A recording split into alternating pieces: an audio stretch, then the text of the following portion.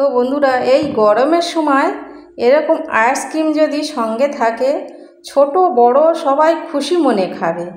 তো আসুন বন্ধুরা, এই আইসক্রিম ঘরে কিভাবে বানালাম।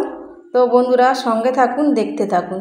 আমার এই ভিডিওটি যদি আপনাদের ভালো লেগে থাকে, একটা সাবস্ক্রাইব ও লাইক করে এই আমার ছোট্ট চ্যানেলের পাশে থেকে যাবেন।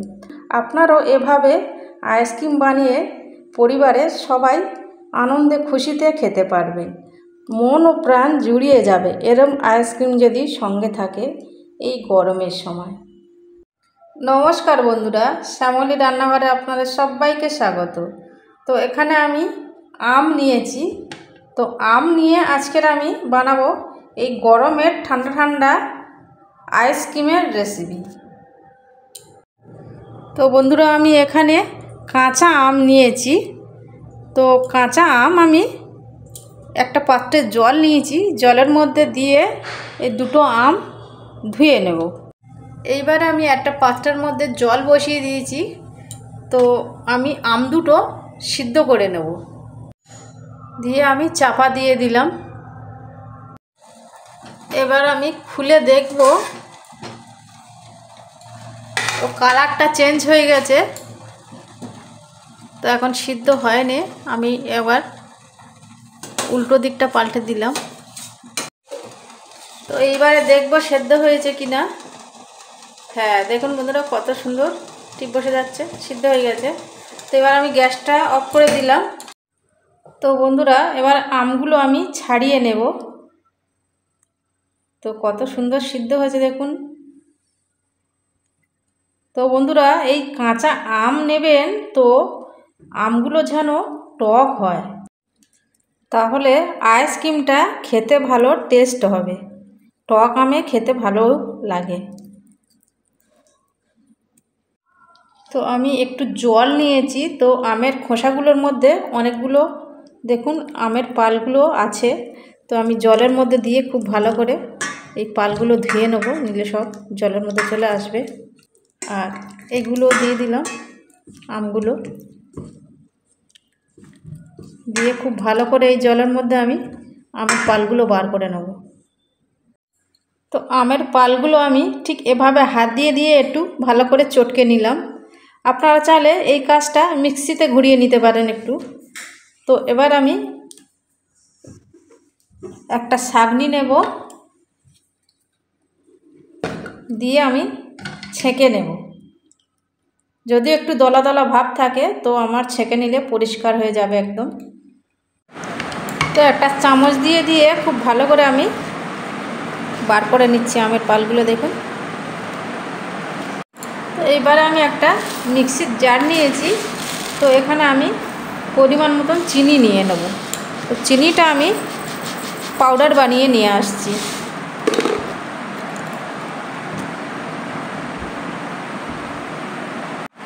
তো আমি চিনিটা পাউডার বানালাম, আপনারা চাইলে গোটা চিনিটাও দিতে পারেন। দিয়ে নাড়তে নাড়তে চিনিটা গলে যাবে। তো মিষ্টিটা সবটাই দিয়ে দিলাম আমি। এবারে আমি ভালো করে ঘেঁটে নেব। তো চামচ দিয়ে ঠিক মতন হচ্ছে না, আমি একটা গ্রাইন্ডার দিয়ে খুব ভালো করে ফেটিয়ে নেব। এবারে আমি এখানে বিট নুন দেব। বিট নুন দিলে খুব সুন্দর একটা টেস্ট আসে। যতটা পরিমাণে লাগবে আমি ততটাই দিলাম, দিয়ে খুব ভালো করে মিশিয়ে নেব।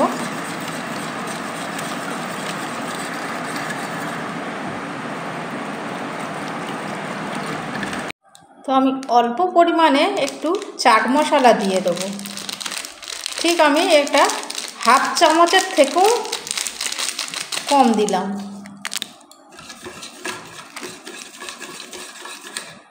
তো বন্ধুরা, আমি এখানে সবুজ ফুড কালার আমি 3 থেকে 4 ফোঁটা দিয়ে দিলাম।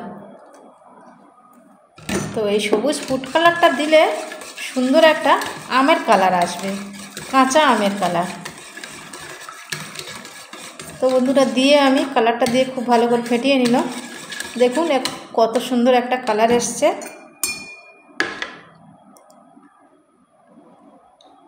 তো আমার একটু ঘন হয়েছে, আর একটু আমার পাতলা করতে হবে। বেশি ঘন করলে বন্ধুরা তাহলে জমবে না ভালোভাবে। ঠিক দেখুন, ঠিক এভাবে ঘনত্বটা রেখেছি। তো একদম পাতলা করে গুলতে হবে, আর খুব মোটা করা যাবে না, তাহলে জমবে না আর খেতেও ভালো লাগবে না। তো আমি এই পাত্রটা চেঞ্জ করে নিয়েছি ঢালতে সুবিধা হবে বলে। তো আমি একটা আইসক্রিমের মোল্ড নিয়েছি। তো মোল্ডটা আমি অনলাইনে অর্ডার করেছিলাম, বন্ধুরা দেখে বলবেন ভালো হয়েছে কি না, কেমন হয়েছে। তো এটা নিয়েছিলাম আমি আগের বছরে গরমের সময়। তো আমি অসুস্থ হয়ে গেছিলাম, তখন আমি আর এই বোলটার মধ্যে আমি আইসক্রিম বানাতে পারিনি। তো আমি এই কাঠি নিয়েছি, এই কাঠিগুলো আগে দিয়ে নেব।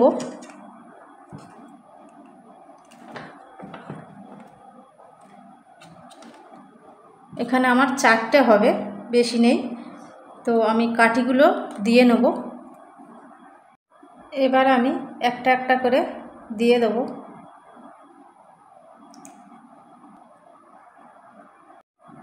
তো আমি সবগুলোর মধ্যে দিয়ে দিলাম। তো বন্ধুরা দেখুন, একটু খালি রেখেছি, এখানে দেখে বুঝতে পারছেন।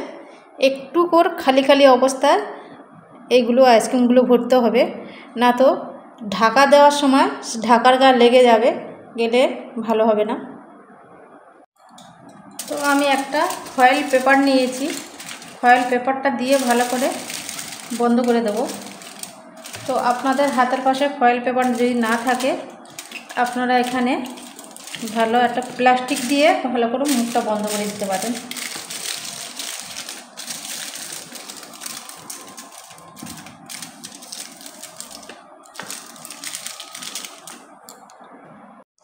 তো এবারে আমি ডিপ ফ্রিজে 7 থেকে 8 ঘন্টার জন্য রেখে দেব।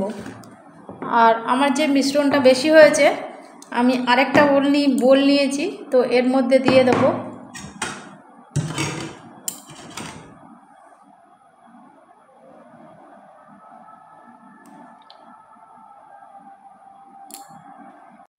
তো এগুলোর মধ্যে আমার আর ফয়েল পেপার দিতে হবে না, এক্সট্রা কাঠি দিতে হবে না, এগুলো ঢাকা কাঠি সমেত। তো এভাবে প্রত্যেকটার মধ্যে দিয়ে দেব। তো বন্ধুরা, এগুলো যে প্লাস্টিকের বালতি ঝুড়ি বিক্রি হয়, ওই প্লাস্টিকের দোকানগুলোয় এই মোলটা পাওয়া যায়। তো আইসক্রিমের বোলের মধ্যে ঢেলে যতটা বেশি ছিল, আমি এই চায়ের কাপগুলো নিয়েছি, চায়ের যে কাগজের কাপ, তো এই কাপের মধ্যে আমি ঢেলে দিয়েছি। দিয়ে দুটো ফয়েল পেপার হয়েছে দুটো কাপের মধ্যে, সবটাই হয়নি। আর এখানে আমি প্লাস্টিক ছোট্ট করে কেটে নিয়েছি, দেখুন বন্ধুরা, ঠিক এরকম সাইজ করে কেটে নিয়েছি চৌকো করে। তো প্লাস্টিক কাটাটা আর দেখানো হয়নি, তাহলে ভিডিওটি অনেক বড় হয়ে যেত।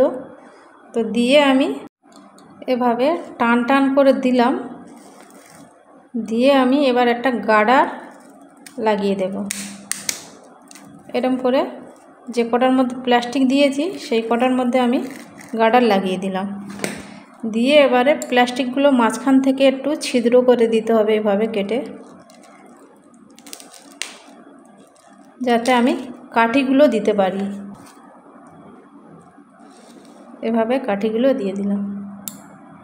তো বন্ধুরা, 8 ঘন্টা পরে নিয়ে এসেছি, দেখব। এবারে ফ্রিজ থেকে বার করে এনেছি। এই দেখুন বন্ধুরা, কত সুন্দর হয়েছে।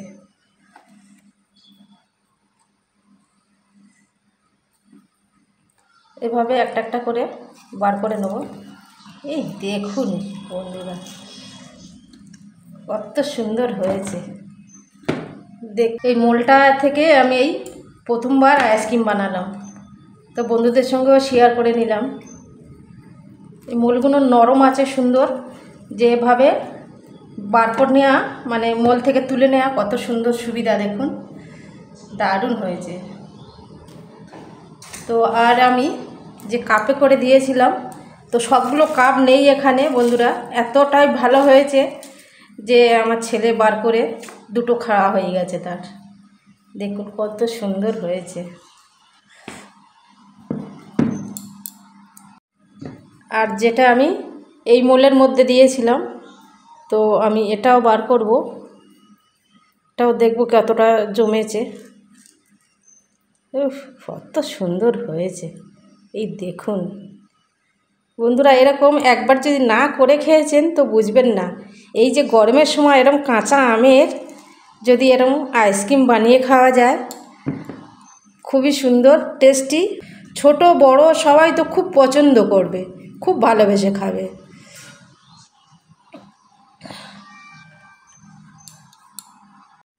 তো বন্ধুরা আমি 4টে বার করে নিয়েছি, আর এটা থেকে আমি সবগুলো বার করব না, এতগুলো একই সঙ্গে আমরা খেতে পারবো না। তো বার করে রাখলে জানেন তো বন্ধুরা, এটা তাড়াতাড়ি গলে যাবে আর এতগুলো নষ্ট হবে। তো অল্প কটা বার করে নিলাম, বাকিটা আমরা যখন খাবো তখন বার করে নেওয়া যাবে। তো এটাও দেবো না, থাক। আর যেগুলোর মধ্যে আমি দিয়েছি সবগুলোর মধ্যে দারুণ বসেছে। তো আরেকটা দেখব, আমি ফয়েল পেপারে করে দিয়েছিলাম, এটাও খুলব। এই দেখুন বন্ধুরা,